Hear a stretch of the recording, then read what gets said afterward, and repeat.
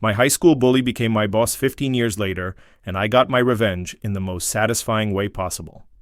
You know that feeling when karma takes too long to work its magic? Well, sometimes you have to give it a little push. This is the story of how patience, professionalism, and a perfectly timed opportunity turned my worst nightmare into my greatest victory. Trust me, by the end of this story, you'll understand why they say, revenge is a dish best served cold. Let me introduce you to the main players in this story. There's me, obviously, and then there's Garrett Morrison, my high school tormentor who made my teenage years an absolute living hell. Garrett was one of those kids who peaked in high school, captain of the football team, with that entitled attitude that made him think he could treat people however he wanted. He had this particular talent for making me feel worthless, whether it was shoving my books out of my hands in the hallway, making loud comments about my clothes, or just that constant psychological warfare that bullies are so good at.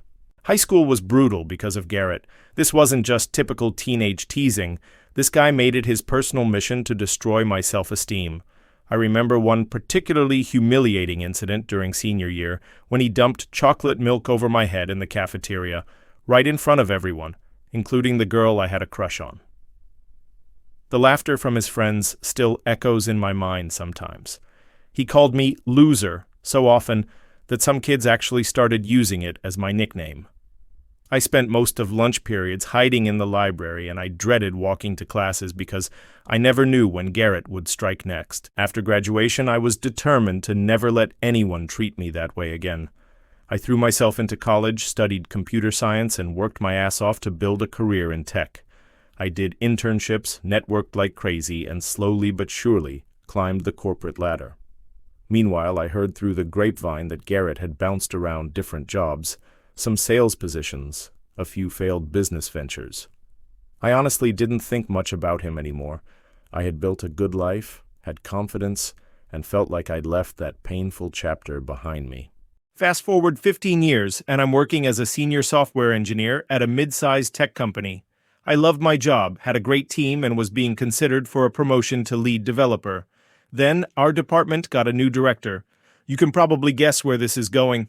The day he walked into our office for the first time, my blood ran cold. It was Garrett Morrison, wearing the expensive suit and that same smug smile I remembered from high school. He didn't recognize me at first. I'd changed a lot, lost weight, grown a beard, and had way more confidence than the scared kid he used to torment. It took about a week before Garrett figured out who I was. I'll never forget the moment it clicked for him. We were in a team meeting, and I was presenting some code improvements I'd developed. He interrupted me mid-sentence and said, "Wait a minute. You're that kid from Westfield High, aren't you?" The way he said it, with that same condescending tone, made my stomach drop. From that moment on, it was like high school all over again. He started undermining me in meetings, questioning my decisions in front of the team, and generally making my work life miserable. Garrett's behavior got progressively worse. He'd schedule meetings during my lunch breaks, assign me impossible deadlines, and then publicly criticize me when I couldn't meet them. He had this way of making snide comments that were just subtle enough that they couldn't be considered outright harassment, but everyone knew what he was doing. My colleagues started looking at me with pity, and I could feel my professional reputation being slowly destroyed.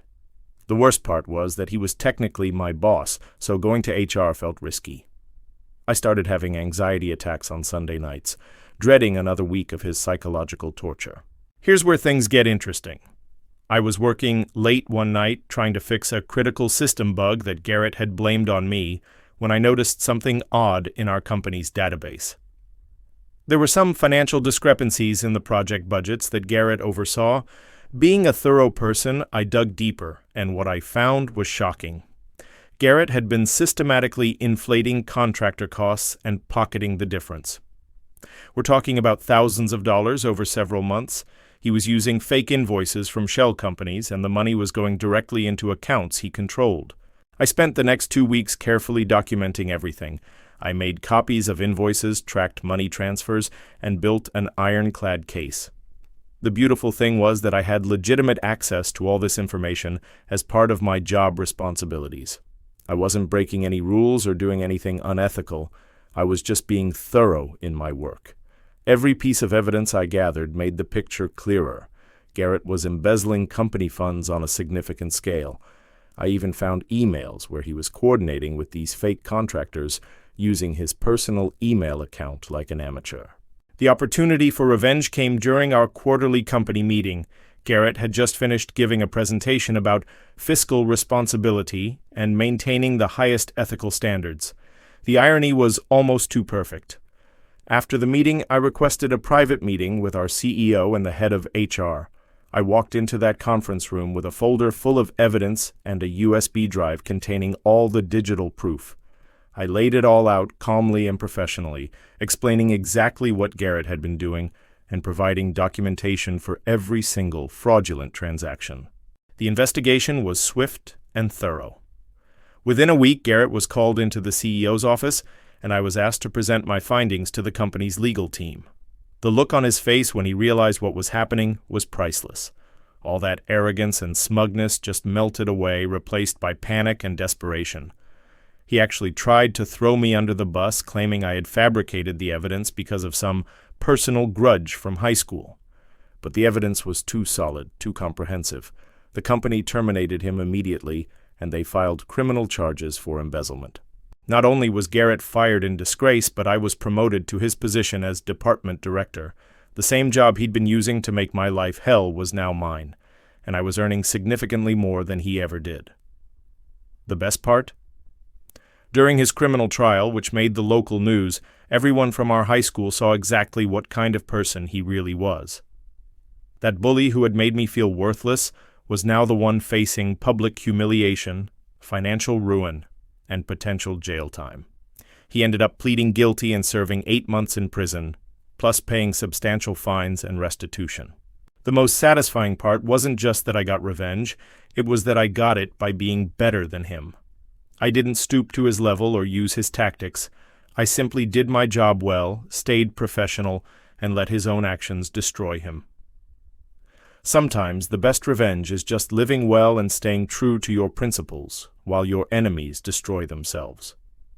Garrett taught me that bullies often remain bullies throughout their lives, but they also tend to make the same mistakes over and over again.